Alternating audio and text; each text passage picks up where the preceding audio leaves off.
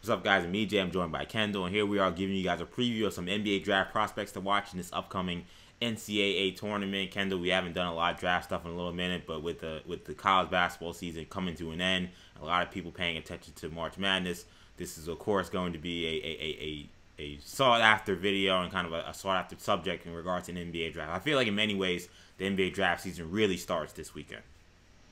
Yeah, I think inside NBA front offices, I think you find a lot of, sometimes for better or for worse, I think if you're a scout, but for better or for worse, the coaches and the owner, start really watching college basketball. I think we've seen in years past guys who have tremendous runs in March really boost their draft stock.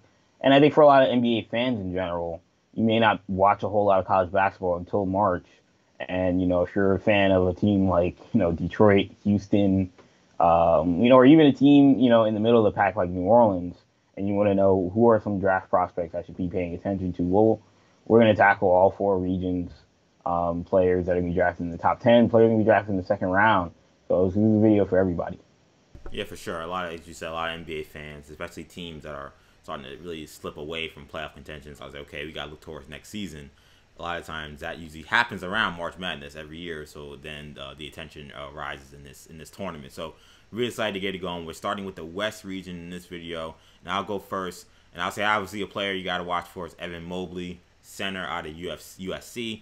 Kid was highly regarded coming out of high school, and he's pretty much lived up to all expectations. I mean, if there was any doubt that he wasn't an elite player coming into this freshman class, coming into this college basketball season, that was eliminated pretty quickly. All honors in terms of what he did in the Pac-12. Excellent skill player. He's got some range. He can handle a little bit. And he's got a developing post game. He has an ability to be a rim runner and a pick and roll threat. And he's got some shot blocking ability. So Evan Mobley really is the whole entire package when you're looking for a big. Not exactly the most physically imposing guy. He definitely has to get in the weight room a little bit. And I think there are times we've seen over the course of the season, especially late, where it seems like maybe the wear and tear of the season and the physical play of college basketball maybe starting to get on him a little bit. Maybe that's why you have seen his numbers dipped. You want to see him maybe continue to develop in terms of his physical maturity. But there's lots to like about Evan Mobley. The question will be, in a draft 15 years ago, he's a surefire #1 guy. 100%. What does he do now that he's in a position where there are so many great guards? And we've seen bigs that go high in the draft kind of falter a little bit in the last 10 years. That'd be really fascinating to see how that affects his draft stock. Yeah, oh yeah, Evan Mobley, fascinating prospect. It's been everything. And in terms of the matchup, I can't wait, to see what he does against, potentially a team like Wichita State, where, the bigs on Wichita State, look, they've never seen a guy like Evan Mobley, If it's Musa Cisse at Memphis, who's his own player, but he's not nowhere near the offensive monster that Evan Mobley is. So that should be fun to watch potentially. Or Drake, which is another interesting situation there. So for me, I'm gonna look to the #1 seed and the #1 overall seed in the NCAA tournament, the 1 seed in the West region. Your Gonzaga Bulldogs, EJ. You're a huge Gonzaga fan. I'm gonna go with Jalen Suggs. He to me is the best pure point guard prospect in this draft. Obviously, Cade Cunningham is also a point guard prospect. So, but Cade Cunningham can play any position. But if you're talking about a guy that projects to be only a point guard, Suggs is the guy to me that he could play off the ball potentially. He's done plenty of that at Gonzaga, but I think he's a point guard in the NBA, and I think he's a terrific one. When you're talking about a guy who obviously has a football background, was a 4-star quarterback coming out of high school in Minneapolis, Minnesota. That he's one of the few prospects that we've seen he's a 2-sport star where his football background translates to the basketball court in ways that are just so fascinating to watch. I mean, defensively, the toughness that he plays with clearly comes from his football background. Not only was he a quarterback in high school, but he was a defensive back, and you see it with his instincts in the passing lane. He does stuff, and then obviously the quarterback background comes on those full court passes that he makes, whether it be he's made some full court bounce passes that have been Sports Center top tens. He's made some full court alley oops and lobs, that have been, Lonzo Ball-esque or, even Kevin Love, Wes Unseld-esque. He's a terrific prospect. And then the shot making is something that coming out of high school, we knew about the athleticism, we knew about the playmaking, but his shot making ability has been also very, very impressive. So to me, look, in most drafts, I think he's the number one pick kind of point guard. And this draft can be tough. He's probably not going number one, and he may not go 2, 3, or 4. That is how deep this draft is. But to me, he's a foxhole kind of guy in this draft. There are other guys in this draft that may have more upside or talent, but yeah, I'm willing to bet on Jalen Suggs in this draft. Yeah, Suggs, I know I've watched Gonzaga basketball for 20 years. Obviously, a rich basketball tradition, one of the best programs in the country. And they've never had a player like Jalen Suggs. We knew this guy was different. The first play of the game against Kansas, he catches an alley-oop from Joel Ayayi. And I'm like, Gonzaga's never had a point guard catching alley-oops. Maybe Jeremy Pargo, but Pargo didn't have it the way this kid had it. Dimitri Goodson. Yeah, maybe Dimitri Goodson. But it's just a different kind of beast when you're talking about Jalen Suggs. All the things you said, I can co-sign. Definitely a elite prospect to watch in this tournament. Staying with the Zags and staying with a player who I actually feel like has been kind of underrated, despite being an first-team All-American preseason. He'll be regular season, postseason All-American. Corey Kispert, forward out of Gonzaga, 6'7". He is an older prospect. Obviously, played 4 years with the Zags. But you want to talk about a knockdown shooter. We know the NBA, you need shooting. This guy shot 44% from the three on volume this season. And there are times, Kendall, again, why I probably watched 20 games this year from Gonzaga. I'm surprised when he misses. He's that dangerous of a shooter. If he gets any kind of airspace, it's lights out. He's a guy that's kind of an in the gym kind of range shooter. But also, he's not just a shooter. He has some decent creative abilities. He can score pretty solidly in the mid game. He's also really strong. He's about 220 pounds at 6'7". So he's able to, kind of body smaller guards when he's playing against little guys, and whether it be going to the rim or finishing through contact. He's just a really good offensive player. He doesn't have many offensive weaknesses, except for maybe you say that he's not the most athletic guy. He's not necessarily a guy it's going to be a one-on-one break you down kind of guy. But he's shown, I think this season particularly, I've been very impressed with his ability to play in pick and roll game. Because if you can play in pick and roll game as an offensive threat, that kind of takes away from maybe what you don't have as a one-on-one break you down kind of guy. He's shown the ability to pull up from three on the pick and roll. He can pull up in the mid range, and he has really good hesitation moves that when guys come for his three, he can blow by them and get to the basket. So Kispert, I think, should absolutely be considered as a lottery pick despite his age. He's a big time player. I think a lot of people who maybe have been focusing a lot on Suggs during this season, and rightfully so, they're gonna remember Corey Kispert's name for sure. They're gonna put some respect on my man Corey Kispert. Headband gang. Headband gang. You also gotta give love to Drew Timme. You gotta give love to Drew Timme as well, of course. But Kispert. What I love about Corey Kispert, obviously some of the comps that have been thrown out with him are Joe Harris and Doug McDermott, and you can certainly see it in the way he plays. But what I love about him is that he started his career at Gonzaga as a role player, a 3-and-D, a really great defender and a hustle guy, and has developed into, obviously now he's arguably their best player and is a real big-time scorer. So I think when he translates to the NBA, he's not going to have a tough time figuring out a role, because he knows how to play defense. He knows to be a cog on a team, and that's going to help a lot of, especially those late lottery contending playoff type teams. Yeah, those late lottery mid first round teams. I feel like you draft Kispert, you might be getting a guy who plugs and plays and is in your rotation immediately. Just a really great leader, mature guy, and just a hooper. Yeah, 100%. My second guy, since we're staying on the theme of shooting, Kispert might be the best shooter in this draft. I think another guy who's going to be one of the big high-level shooters in this draft is a kid out of Iowa, and it's not Luka Garza. I know a lot of people, National Player of the Year. I love Luka Garza's game, on the college level. But when we're talking about pro upside, I think the best pro prospect on that Iowa Hawkeyes roster is Joe Wieskamp. Joe Wieskamp is a wing 6'6", can really, really shoot the basketball. Shoots it at a 47% clip from three. It's shown really good improvement in it's now his third year at Iowa. He's got good length. Like I say, he's 6'6", but he has a 6'11" wingspan. Can play both ends of the court. And what I like about him is, he's not he can play. He can certainly stand in the corner and hit threes or play shoot off the catch. But he can shoot off the dribble. He can shoot off movement. It's the Duncan Robinson archetype that we've seen. Obviously Duncan Robinson be so effective last season in the playoffs. I think a guy like Wieskamp will certainly be helped by that when it comes to his NBA draft stock. So, when you're watching, those games in the West region, and you're certainly going to be watching the Iowa Hawkeyes to check out Luka Garza, I think people will be surprised when they see Joe Wieskamp, who may actually fit on an NBA roster better than a guy like Garza.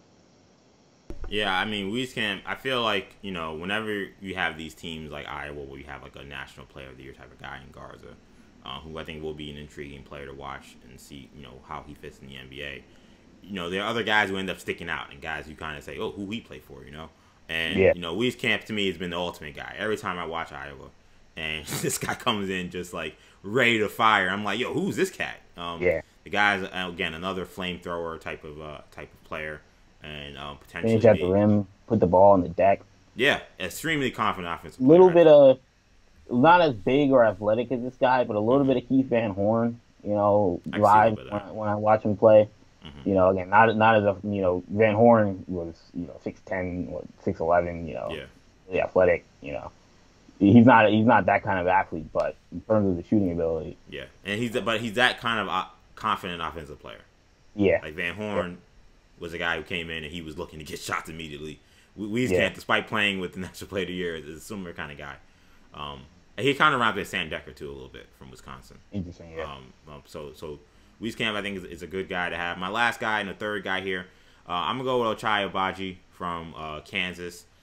This is a guy who I really feel like he's such an intriguing player to me because every time I watch him, I feel like he can do more. But then I look at the box score and he has 20. And I'm just like, I say he can do more, but he's having great games. But that's just how high I think of his skill level. He's really came into Kansas as more of a run and jump kind of guy, and has really turned himself into another really great shooter. He shot the ball about 38% from three at a pretty high volume, and again, kind of transformed his game. Early on in Kansas, he was kind of more of an energy guy, and that's kind of how he got most of his baskets, lobs and out in the break. And he does still get some of that that action off sometimes. But now he's kind of become their focal point on offense. He's a really good spot-up shooter. He can now score on pin downs, whether it be coming off a three or curling and going to the rim. Really strong, really athletic, prototypical size for a shooting guard, about 6'5", 6'6", 210 pounds, solid, strong. He looks like, to me, a really solid player. I think my only thing with Agbaji is I like to see him dominate. He's the kind of player, to me, when I watch him play in these games, too many times I feel like I see him floating out there. And he's a very unselfish player. I think that he's not a guy going out there trying to get 20 easily. I think he likes to get his teammates involved. But a lot of times, most of the time he's on the court, he's the best player by far. I like to see him be more aggressive. But when he does have that aggressive streak, he's sometimes a very difficult player to stop. So I think that he's a very intriguing prospect and another kind of under-the-radar guy, which is weird to say about Kansas. But I really like Agbaji's game.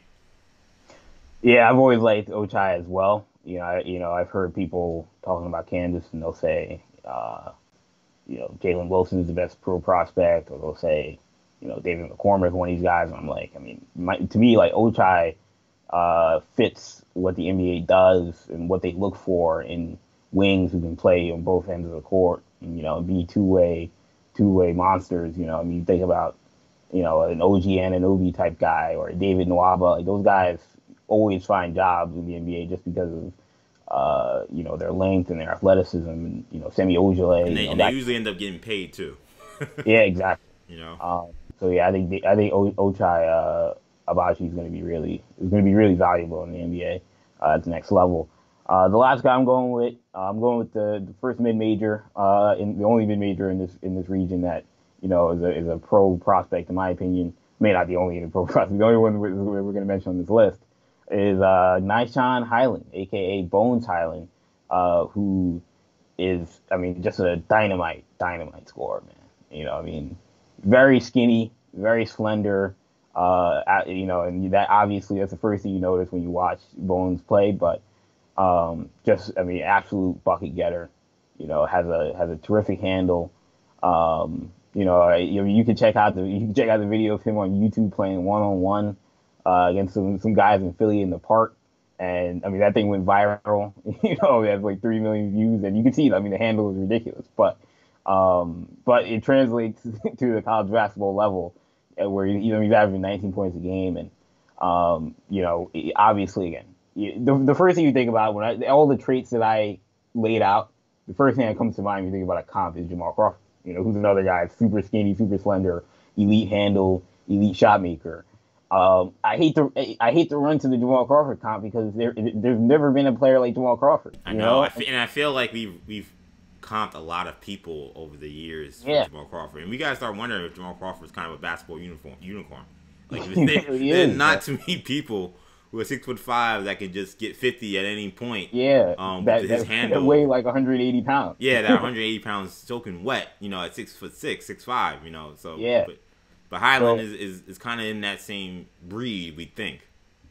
Yeah, 100%. So that's what's so intriguing about Bones. I mean, I think he's definitely a high upside type of prospect that, you know, you may get him in the second round, or you may get him in the late first round, and he could wind up being. I don't want to say he does what Emmanuel Quickly's doing, because Emmanuel Quickly, what he's doing has a lot of, I mean, there's also not something that you get all the time, but. He feels like one of those guys that could have that kind of thing where we're like, man, who's this kid? But, it's pretty obvious. Like, it isn't like he's hiding in plain sight. Like, he's one of the best players. He was probably the best player in the Atlantic 10 this season. And, is one of the best guards in the country, regardless of level. So, again, shot making, finishing at the rim, creativity. He's got almost all. He's got it all. I mean, not the best athlete. That's the one factor to his game. Similar to a guy Crawford or Emmanuel Quickly, Lou Williams, guys in that mold. He's not the best athlete, but his skill level is so high that it may just translate anyway. Yeah, exactly. And the thing about Hyland, as I think you mentioned at the end, is that a lot of times you can make up for lack of athleticism with high-end craftiness and skill level, and the craftiness. It's just as important as the skill level. Some guys are really highly skilled, but if you don't know how to get your stuff off, like, it doesn't matter how highly skilled you are if you're not that athletic or not that fast or not that high leaping. Hyland looks like he has that kind of craftiness. And I feel like the way the NBA is being played now, while it is the most athletic it's ever been, I also feel like it's the most one-on-one it's ever been. So a guy like him, I think, is always going to have a better shot maybe now than he would have 20 years ago, where you're saying, no, he better be a point guard or he better be a shooting guard. Like, he can't just be this kind of like amoeba kind of guard where he just goes in and just shoots and you don't really know what position he is. I think he's best suited to maybe work in this day and age. And like you said, the guy is just a hooper.